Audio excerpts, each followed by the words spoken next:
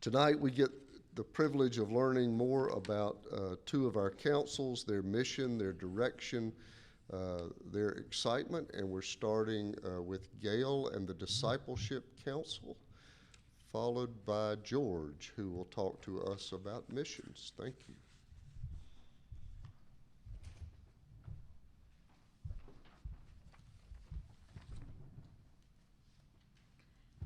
Well, hello, everybody. I'm glad to be here with you tonight to talk with you a little bit about the Discipleship Council and what we're up to. So the first slide that I've got after that one is to remind you what our core value pertaining to discipleship is all about. And the Discipleship Council, our value is that we encourage lifelong discipleship, offering opportunities for people to grow in faith and in Christ's love. That's what our mission is. That is actually one of the core values of our congregation, but the Discipleship Council takes that core value and interprets it. So I also want to recognize the members of the Discipleship Council. Now, don't tell me I'm not loud enough because, oh, okay. Our members on the Discipleship Council are Dr. Susan Gunby, Dr. Karen Harwell, Rob Suggs, and me. And the two who have the asterisks by them are current active deacons. You may remember when we went through the leadership structure change, one of the things that we earmarked was that every council would always have at least one active deacon on the council, because the councils report back to the deacons as far as what's going on, what their plans are. We answer to the deacons, so it's important for us to have at least one active deacon on each council. So back in October, Doc gave all of the council chairs a book to read that would help inform us on what we're doing, what our marching orders were. And so the book that was given to me is a book by Maria Harris that is entitled Fashion Me a People, Curriculum in the Church. Now, when you think about curriculum, that word, you probably think about maybe a syllabus that you had in college for a particular course, or you may think about a study guide or a particular book for a course, or you might think of a teacher making lesson plans and think of that as curriculum. Maria Harris's book wants us to expand how we interpret curriculum and to see curriculum as a process embracing the entire course of church life. Make it much bigger than what we would just normally think of as curriculum. And you know, a lot of churches, unlike most Baptist churches, don't always have Sunday school for all ages. They will only have Sunday school for children. And she very strongly says in her book that curriculum just permeates out through everything we do as a church. And it's kind of stunning to think of that and to try to embrace some of the things that she expresses in that book. She says it concerns the creative and educational powers used to fashion a people. We're not one and done. You know, when I was little and I became a Christian at 8, and I sort of thought, you know, becoming a Christian was all about escaping hell, period. End of sentence. I got saved. Whew, I'm not going to burn. You know, but as I got older, I realized becoming a Christian is not a one-time event. It is a whole lifelong process that we continually be conformed into the image of Christ. And so we need help doing that, and that's what a big purpose of the church is to help us with that process of becoming the people of God, being fashioned into a people. This book also looks at the total teaching mission of the church, including all areas where teaching occurs. And this was the real eye-opening point for me, because everything we do as a church teaches. So I said, in community, okay, what would a child, if we had a child in here right now, or what would an outsider learn about us right now? Because what happened around those tables before I got up here is part of community. What does that teach about what community is and how we do community in our church? And that's just one example. We have plenty of community examples.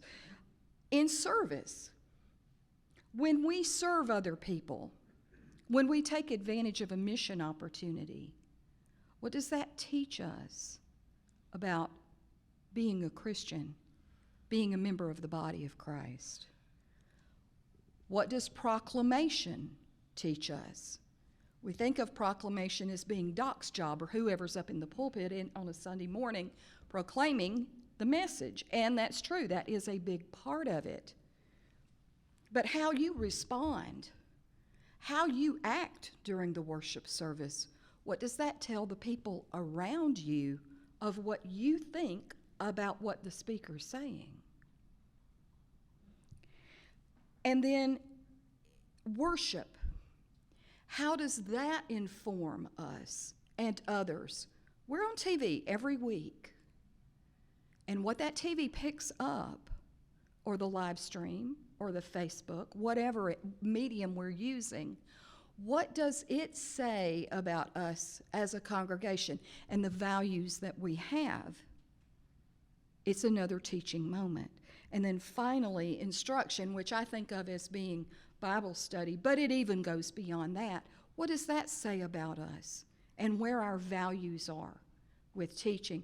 So this book really kind of expands your whole idea of curriculum.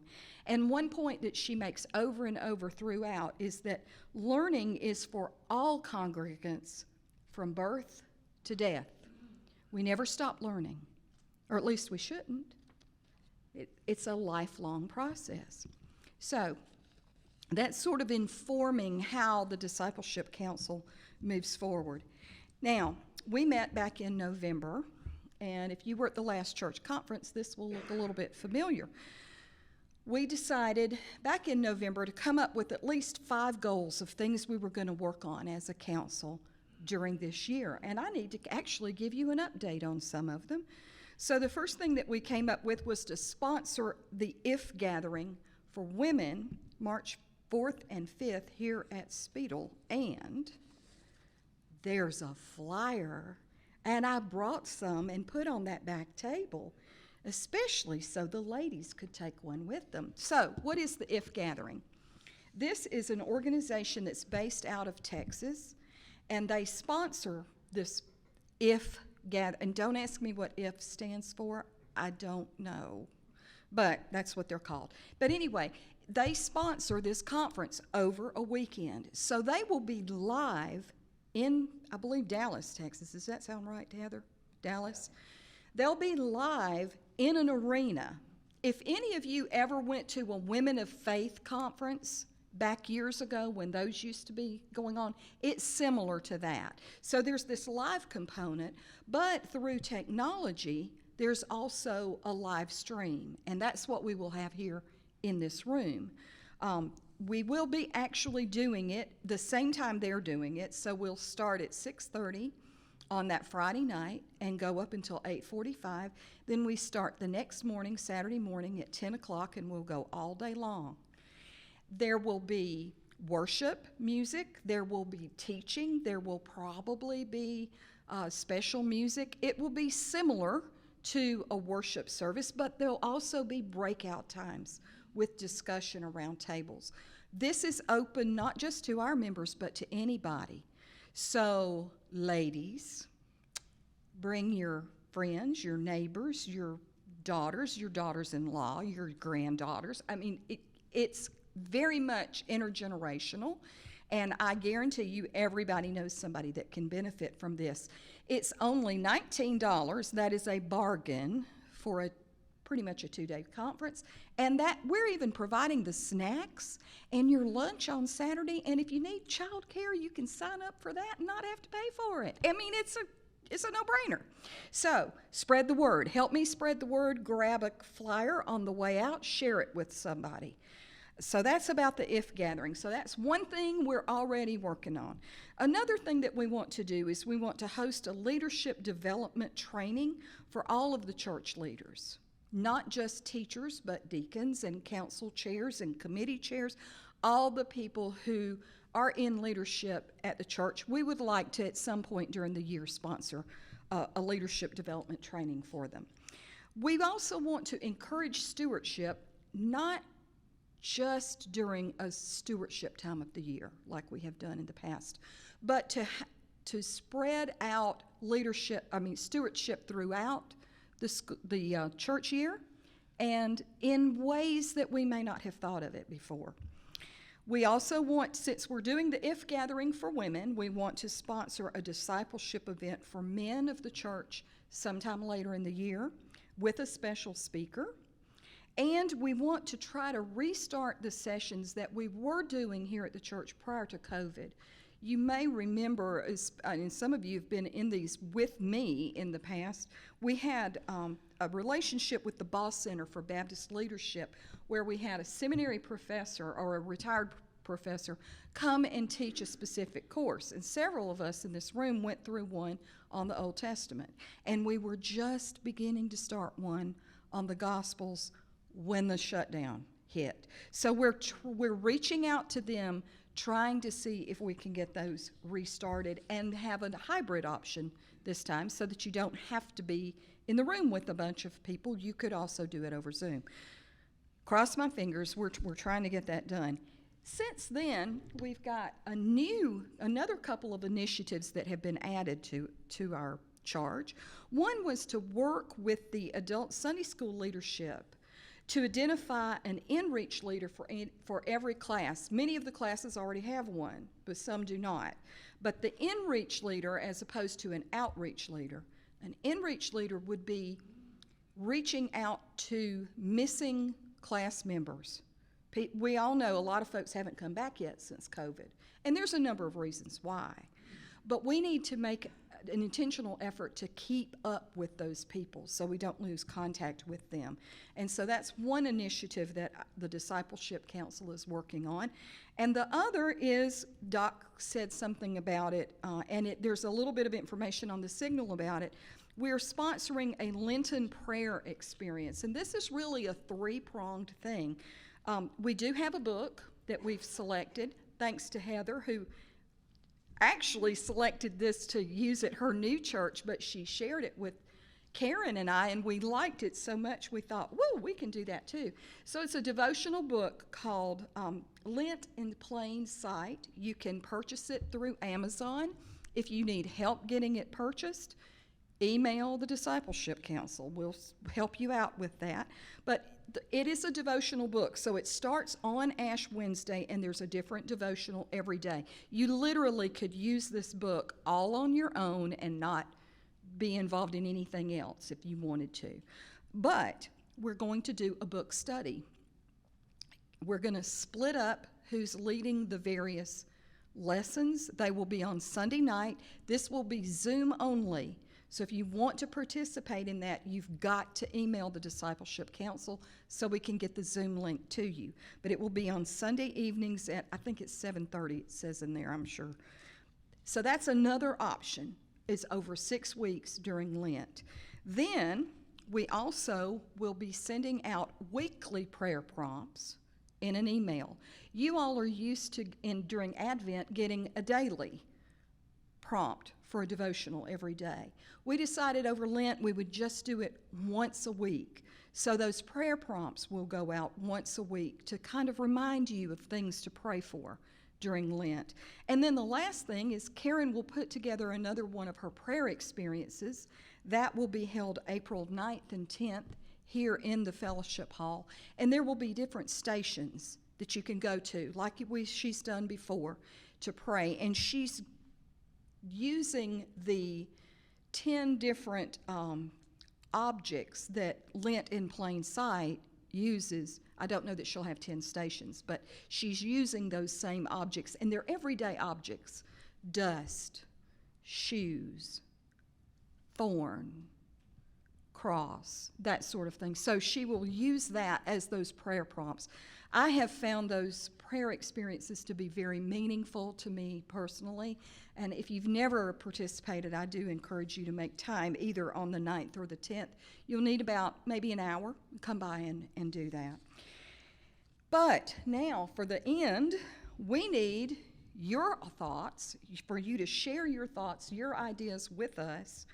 And also, we need you to find a way to get involved. Those 4 people on the Discipleship Council are not supposed to do everything we've thought of to do. We're not supposed to be the leaders to just make everything happen.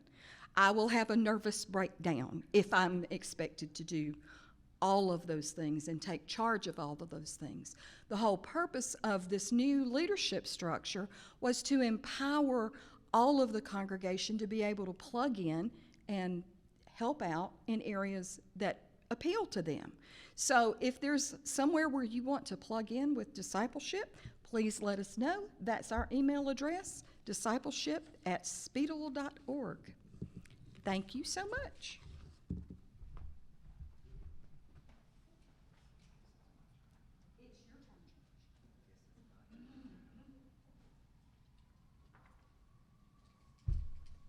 Thank you, Gayle. I was also given a book to read. My book was Introducing the Missional Church: What It Is, Why It Matters, How to Become One.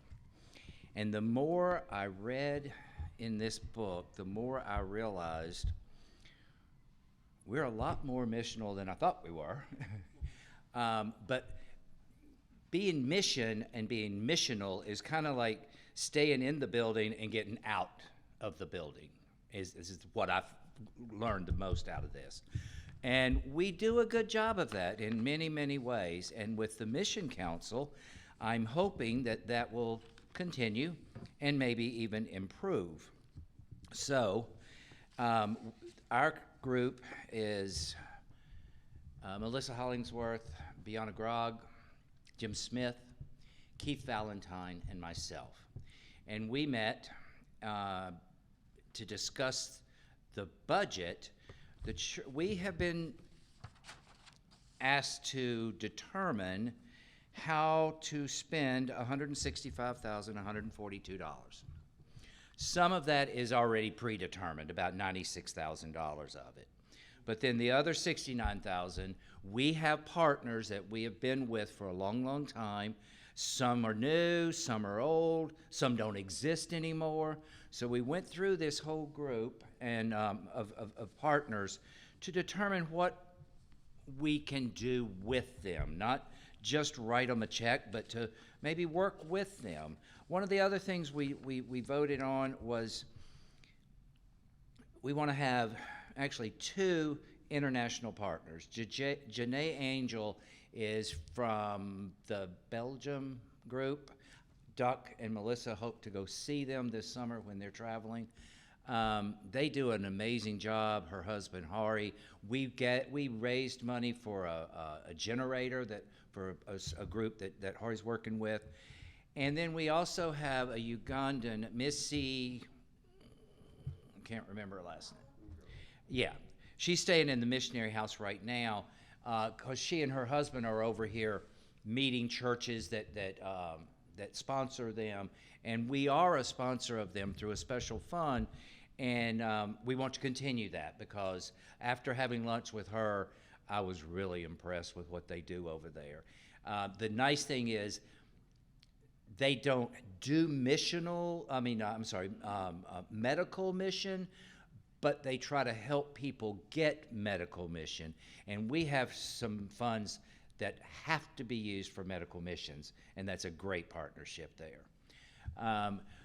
Then we also wanted one domestic, which, as all of you know, TML is very dear to my heart, and we want to continue that relationship. We are going back, and we've already set a week up in July that we're going back. Anybody that might want to go down there and spend a week with 100 kids, come on. It's a lot of fun. It's a lot of work, but it's a lot of fun. And then we decided we wanted to do 5 or 6 local things over the course of the year, or maybe even one a month if we can, probably not, but at least 5 or 6. Right now, we're working on Garden Hills. Every staff and teacher are going to get a little Valentine thing from us.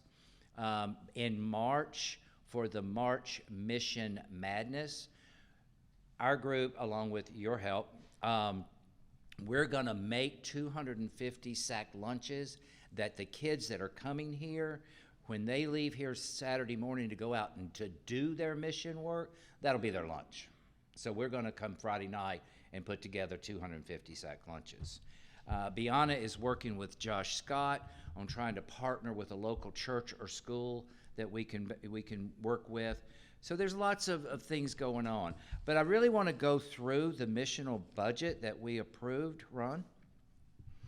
And just, I think you need to know where this comes from and what happens with it and that kind of thing. And so the first page, the Cooperative Mission Council, he put on there the actual that we gave them for 2020, the actual for 2021, and the budgeted for 2022.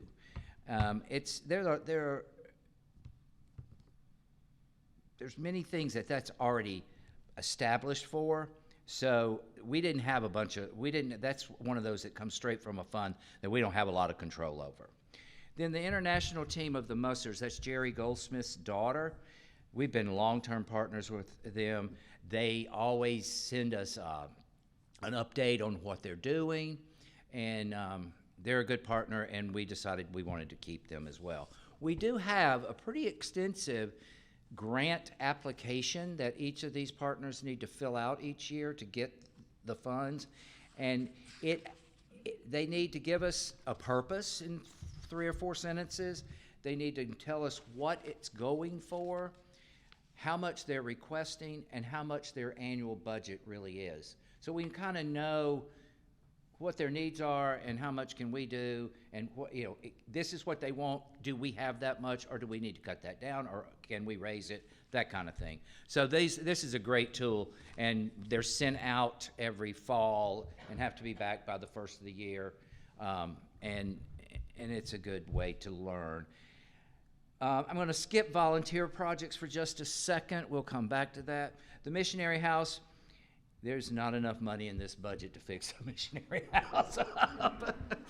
But we are going to give them $3,000 they can use to kind of keep a Band-Aid on it. We're going to eventually have to come up with something to do with that, but it may not be in my lifetime. The medical missionaries, if you'll see, some of them are in a bold print. That's from an investment income we don't have control over. As to how much it is, it just goes from that fund into medical missionaries. And the missionary, that's where the money will come from this summer when, for some reason, their year is a little different from us, but Missy from Uganda, she'll be applying for some of that money, and we've been giving her about $10,000.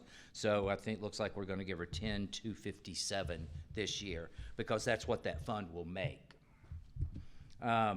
Georgia Baptist Children's Home, that was one I wanted to tell you about. So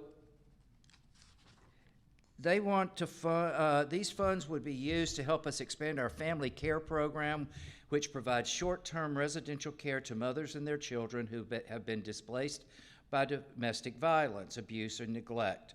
Our programs help these families become self-sufficient and provides a way for them to re-enter back into their communities with a fresh start. Participating families are generally with us 9 to 12 months. It is completely funded by charitable dollars like us. They're requesting $5,000. They have a budget of $15 million. And so we are able to give them, and it's going to be a total of $4,500, $2,000 off of this line, and I'll explain the other one a little bit later. Also work with the BCM for Georgia Tech and Georgia State. Josh, Chelsea, go and do a great job with them. We sometimes take tacos with us, or there's plenty of things that they do, and those are the requested amounts, and that's what we plan on giving them. We've always provided Buckhead Christian Ministries right at $20,000, but we got a gift of $1.12 million from the McGuires that had to be used for homelessness, hunger, what have you.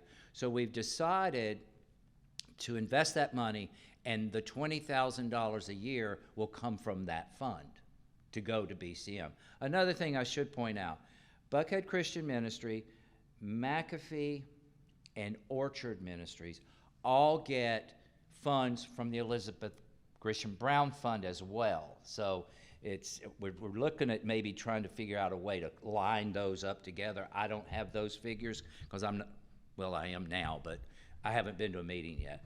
But anyway, that's why some of these may sound, why can't we give them a little more or whatever? They're also getting from another fund, if that makes sense. So that $20,000, we took it away from Buckhead Christian Ministry, but put it up in volunteer projects.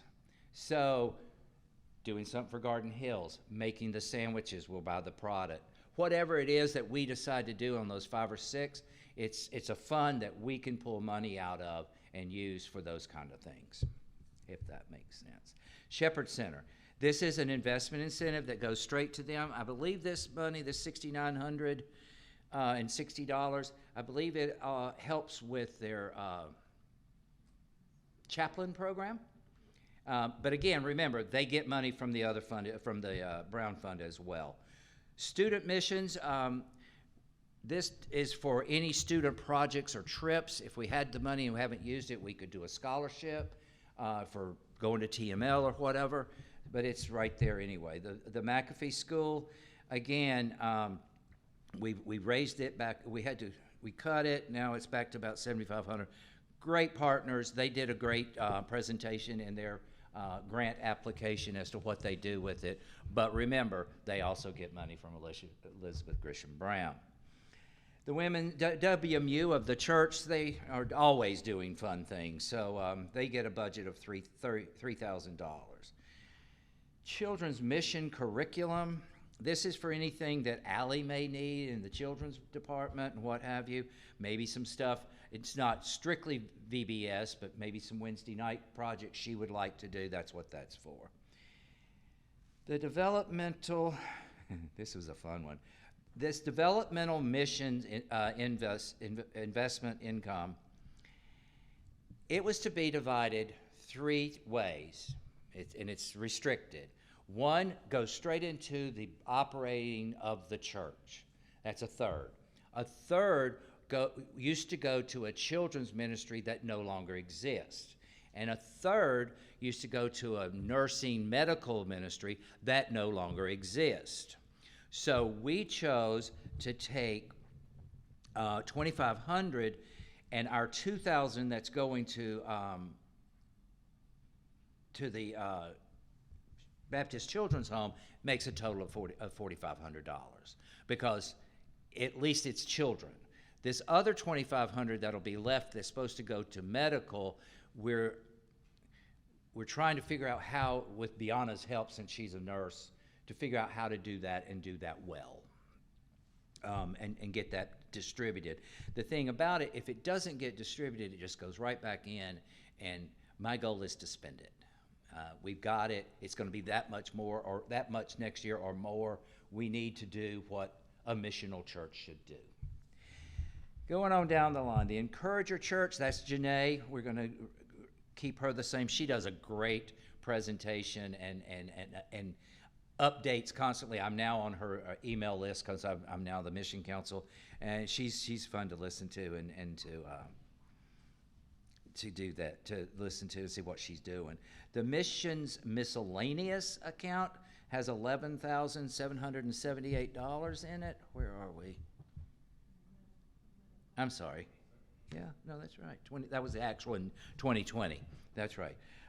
We lowered that because it's sort of an overflow fund, and some of that also went up into the volunteer programs to where we haven't been using it. So I want to put it somewhere that we can use it. And we 10,000 of that. You'll see in a minute where we decided to use it as a great mission miscellaneous. This missions incentive, which is also from an investment that we can't really do anything about, but it's also an overflow. We could do extra projects during the year, or there again, we could maybe do a mission trip scholarship out of it. Orchard, again, we don't have a line up the one orchard because that comes from the Elizabeth Grisham Brown, but the investment income orchard gets he's going to get $22,000 this year. We did add a new account. We've decided that although we'd spend and go to Miami, they do such great work. I just wish everybody here could go down there and spend a few days with those people and what they do. And since we had the extra money from the projects that we don't do and what we're not giving to Buckhead Christian Ministries, we added a $10,000 line for Touching Miami with Love. This was all approved by the committee, but I just wanted you to see what we can do. And it makes a big, big difference in every one of these organizations, what they can do with this help from us. Are there any questions? Well, now we're going to watch a little video. I know you've already seen it, but I think it's worth seeing again. It's not very 2 or 3 minutes, and then Doc will come up. Thank you.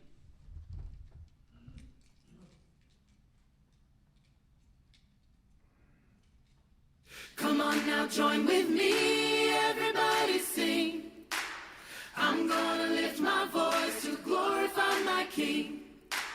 He is a mighty God and worthy of our praise. We give him everything, he's good in every way. Come on now, join with me, everybody sing. I'm gonna lift my voice to glorify my King. He is a mighty God and worthy of our praise. We give him everything, he's good in every way. He is always there for us. He's good in every way. Pouring out his awesome love. He's good in every way. He fills us up with peace and joy. He's good in every way. He gives us all we need and more. He's good in every way. Come on now, join, yeah. Join with me, everybody sing. I'm gonna lift my voice to glorify my King. He is a mighty God and worthy of our praise. We give him everything, he's good in every way. He is always there for us. He's good in every way. Pouring out his awesome love. He's good in every way. He fills us up with peace and joy. He's good in every way. He gives us all we need and more. He's good in every way. Come on now, join with me.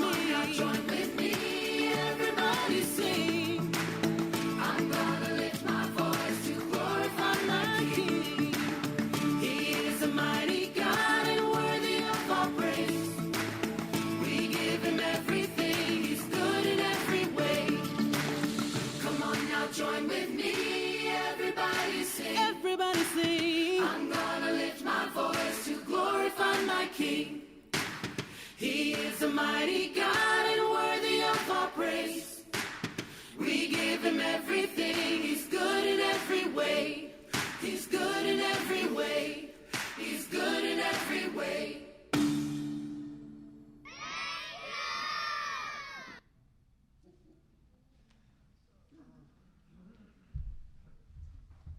Don't you get to go home in a feel-good mood now?